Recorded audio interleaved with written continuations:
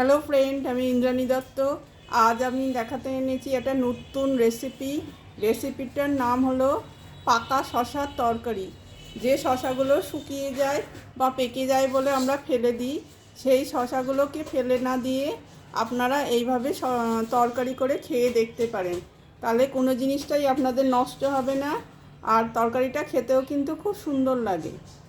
এর জন্য উপকরণ হিসাবে নিয়েছি, এই দেখুন শশাটাকে আমি ছোট ছোট করে কুচি কুচি করে নিয়েছি। এটার সঙ্গে আলু নিয়েছি, তারপরে ফোড়নের জন্য নিয়েছি জিরে, আদা বাটা, আর কাঁচা লঙ্কা, শুকনো লঙ্কা, হলুদ, নুন। এই সমস্ত উপকরণ দিয়েই হয়ে যাবে আমার পাকা শশার তরকারি। আর একটু বড়ি লাগবে। আপনারা পুরো রেসিপিটা ধীরে সুস্থে দেখতে থাকুন। দেখুন, প্রথমে আমি বড়িটাকে ভেজে নিচ্ছি। বড়িটাকে বেশ লাল লাল করে ভেজে নেব।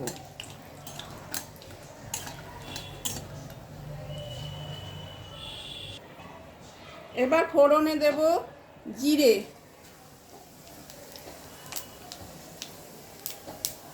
শুকনো লঙ্কা আর তেজপাতা, দুটো তেজপাতা।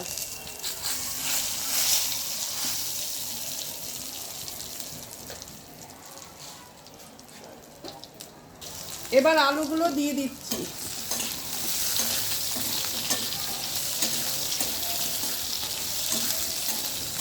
আলুগুলো বেশ ভাজা ভাজা করতে। এবার একটু আলুটা ভাজা হওয়ার জন্য সামান্য একটু নুন দিয়ে দিচ্ছি, আর একটু হলুদ দিয়ে দিচ্ছি।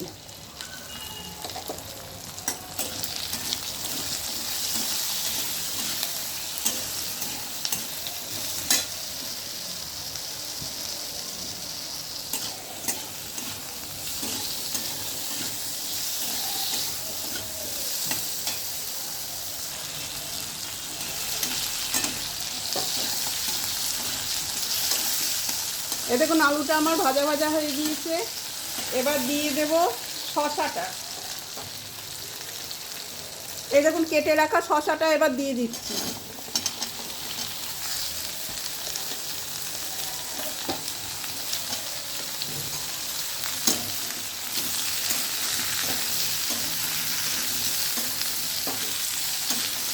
যারা সুগারের রুগী আছে তারাও এটা খেতে পারে, তখন আলুর পরিমাণটা সামান্য দিতে হবে।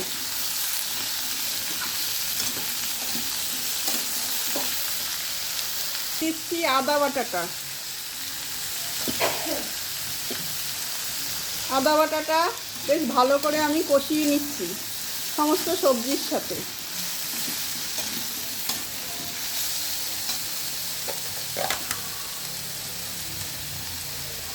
এবার দিয়ে দিচ্ছি জিরের গুঁড়ো।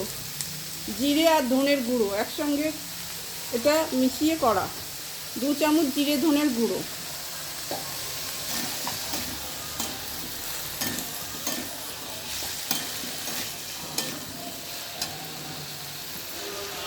এবার দিয়ে দিচ্ছি লঙ্কার গুঁড়ো। এটা আপনারা আপনাদের ইচ্ছা মতন দেবেন। যারা ঝাল কম খায় তারা ঝাল কম দেবেন।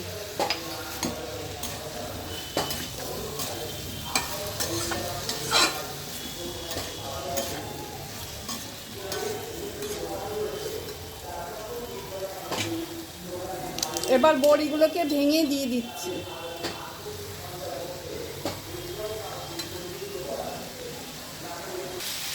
এবার দিয়ে দিচ্ছি নুন। আগে আমি একটু নুন দিয়েছি, সেটা বুঝে নুন দিয়ে দিচ্ছি।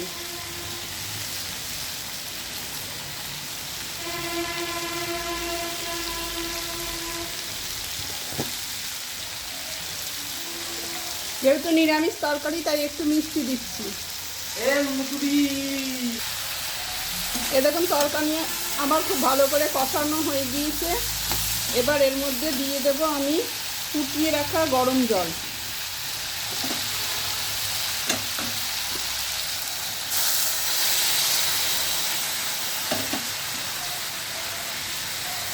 এতে তরকারির স্বাদ খুব ভালো হয়।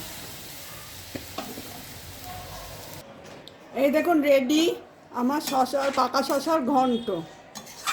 এবার আমি এটাকে পরিবেশন করে দেখাচ্ছি। এটা রুটি দিয়েও আপনারা খেতে পারেন বা ভাত দিয়েও খেতে পারেন।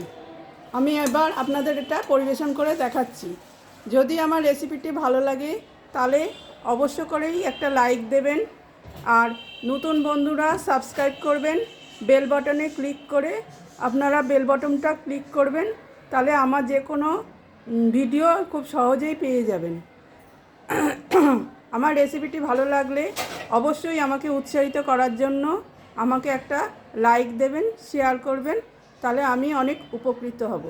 আশা করি সকলেই ভালো থাকবেন, সুস্থ থাকবেন, এই জানিয়ে আমি আজকে এই ভিডিওটা শেষ করলাম।